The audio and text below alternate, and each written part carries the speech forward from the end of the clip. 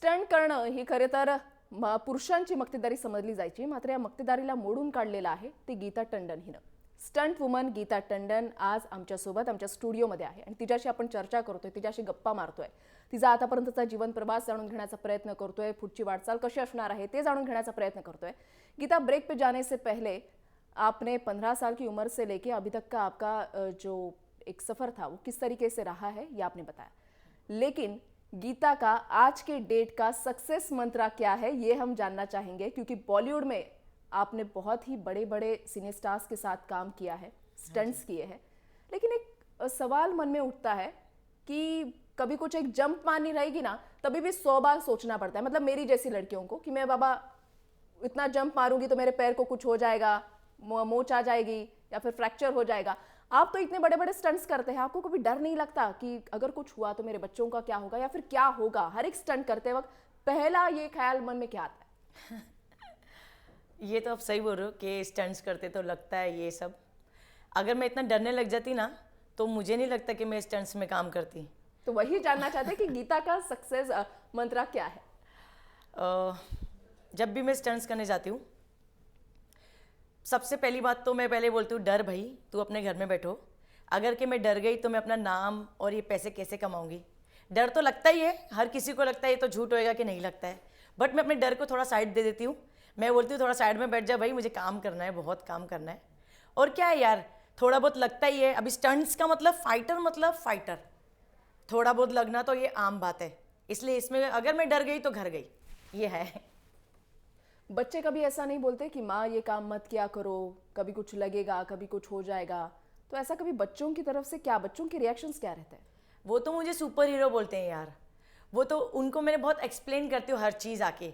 जैसे कि कोई मैं शॉट देख के आई हूँ, आज ना मैंने ऐसे किया था, आज तो गाड़ी से जम थी लेकिन थोड़ा सा मुझे ऐसा घसड़ आ गया. हाँ मम्मी, आपको घसड़ आ गई, फिर अभी क्या करेंगे? मैं कुछ नहीं करेंगे, ये तो छोटी मोटी चीज़ें, ये तो होती रहती है. अगर मैं कहीं सर्विस भी करूँगी तो बैठ बैठ के मोटी हो जाऊँगी, इसमें तो मैं मेंटेन तो रहूँगी ना. वैसे भी मुझे सुपर हीरो बोलते हैं. मतलब अभी जब आप काम करती है तभी कोई आपसे ये सवाल नहीं पूछता कि गीता ये काम तुम क्यों कर रहे हो, ये तो आदमियों का काम है, ये काम तुम्हारा नहीं है?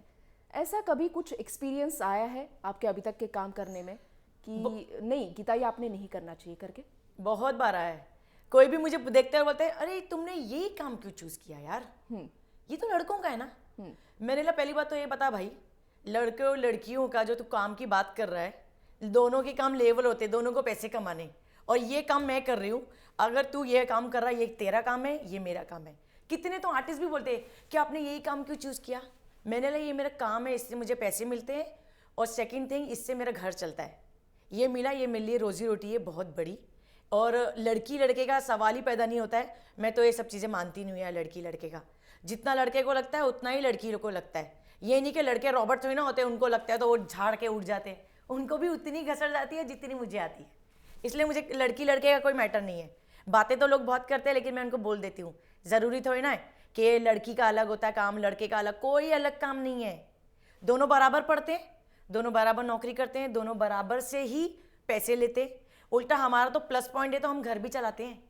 प्लस पॉइंट है ये हमारा, बराबर है ना. बराबर. लड़कों कोई घर नहीं, वो तो जब काम पे जाएंगे खाली एक पेमेंट आती है, वो देते हैं माँ बाप को या बीवी को, घर चला लो.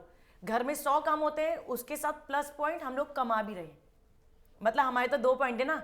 उल्टा हमको इनको बोलना चाहिए कि तुम ये काम कर रहे हो, वो काम क्यों नहीं करते हमारे साथ साथ.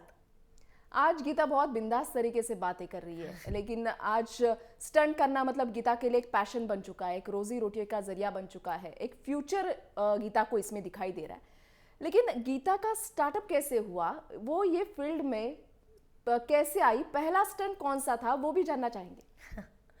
ये फील्ड में आने के लिए थोड़ा सा स्ट्रगल था, क्योंकि मुझे इस फील्ड के बारे में पता ही नहीं था. मैं पहले शादियों में फोक डांस करती थी, बारातों में डांस करते थे हम लोग, हमारा एक ग्रुप था. उसके चलते चलते चलते चलते शूटिंगों में भी फोक डांस हो गया, भंगड़ा हो गया, पंजाबी भंगड़ा. वो करते करते अच्छे दोस्त बन गए. उनने बहुत जनों ने मुझे बोला, अरे तू तो बिंदास है, तुझे बाइक वाइक भी आती है, तो तू स्टंट्स कर लिया कर. तो मैंने हाँ यार बताओ मुझे क्या है. तो मैंने उससे पूछा पैसे अच्छे मिलते हैं? उसने हाँ इससे तो अच्छे मिलते हैं. मैं चल ठीक है यार, कोई कॉन्टैक्ट हो तो मुझे देना, मैं कर लूँगी. तो उसने मेरी एक फ्रेंड का नंबर दिया, जो आज मेरी बहुत बेस्ट फ्रेंड है. वो उसका नंबर दे तो मैंने उसको 2 महीने लगातार कॉल किया कि काम दे दे यार, काम दे दे। तो उसने मुझे एक शूटिंग पे भेजा। तब वो चैनल खुला था, बिंदास चैनल नया था। उसके लिए एक सीरियल था शकीरा, शायद अगर किसी को याद हो तो। उसके लिए मुझे फर्स्ट डे बुलाया था शूटिंग पे, स्टंट के लिए। तब तो मुझे कोई नॉलेज नहीं थी। वहाँ के जो असिस्टेंट थे उनने मुझे थोड़ा नॉलेज दी कि आप ऐसा कर लो, ये कर लो, वो कर लो। तो मैं उनके काम के ऊपर बड़ा ध्यान देती थी, क्योंकि कोई ये ना बोले कि अरे इसको कुछ नहीं आता यार। क्योंकि अपनी जगह बनाने के लिए अपना 100% देना बहुत ज़रूरी होता है। क्योंकि कहीं भी जाएंगे अगर अपन ऐसे ढीला छोड़ दे के काम तो मिल गया, चल छोड़, हो जाएगा, पैसे तो आने वाले ही नहीं। अगर हम अपना काम थोड़ा दिखाएंगे तो एक काम अगर अच्छा हो तो 10 काम आगे खड़े। अगर एक बुरा हो तो इसका मतलब 50 बंद हो गए। इसलिए मैंने अपना फुल 100% दिया। एक शकीरा सीरियल था, उसके लिए बुलाया था। उधर से ही फिर मेरी पहचान एक एक नंबर पास होना लग गया। गीता, अभी तक का आपका जिस तरीके से सफ़र रहा है, ये आपने बताया, आपको पहला काम कैसे मिला, क्यों मिला, आपने पैसे के लिए सब कुछ एक्सेप्ट किया। हाँ, लेकिन गीता के जैसा जिगर, गीता के जैसी हिम्मत ये आज हर एक लड़की में नहीं रहती, क्योंकि पांचों उंगलियां ये कभी समान नहीं रहती, एक जैसी नहीं है। किसी एक में ज़्यादा हिम्मत रहती है तो कोई एक डर डर के रहती है। आज गीता के साथ आपसे ये जानना चाहेंगे कि आज जिस तरीके से समाज में औरतों के ऊपर, लड़कियों के ऊपर अत्याचार हो रहे हैं, ये गीता, स्टंटमैन गीता, किस तरीके से उनको मार्गदर्शन करेगी, क्या आह्वान करेगी उनको? मुझे तो ये समझ नहीं आती है कि औरतें इतनी क्या बोलते हैं उसको, ताकत कम क्यों है इनमें। बराबर की ताकत है, खाली वो दिखाती नहीं है। वो ना बोलते हैं ना, एक दायरे में रहना चाहती हैं।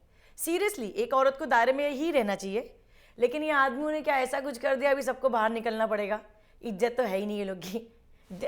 हर जगह आदमी बुरे नहीं होते, बट एक दायरे से थोड़ा सा बाहर निकलने के लिए मजबूर किया है आदमियों ने। खुद में एक हिम्मत जगानी चाहिए, ऐसा आपको हाँ, कहना है? खुद में एक हिम्मत ज़रूरी होती है और वो उनमें होती है, बस वो निकालती नहीं है बाहर। क्योंकि अगर मैं एक को 4 चमाट दूं खींच खींच के, 4 दूं 10 दूं, एक तो वो मारेगा ही ना। तो हिम्मत निकलने के लिए थोड़ा टाइम लगता है, लेकिन निकालो, बहुत ज़रूरी है। क्योंकि जितनी आदमियों में उतनी ही औरतों में कोई कम ज़्यादा तो है ही नहीं। मैं तो दोनों को लेवल ही समझती हूँ। अगर इस फील्ड में किसी लड़की को करियर करना है तो गीता उनको किस तरीके से गाइड करेगी? वेलकम है, आ जाओ। बस ये नहीं अपने आप को कमज़ोर समझ के आना नहीं तो कोई बोलेगा अरे यार ये थोड़ा हार्ड है तो रहने दे, लड़का तो एक काम कर लेगा, तू बैठ जा। ना ना ना, यही काम होने मत देना। अगर कोई बोले ना कि ये काम थोड़ा हार्ड है तो हम लड़के से डुप्लीकेट कराते हैं, तो उधर ही खड़े होके बोलना सर मैं फाइटर हूँ।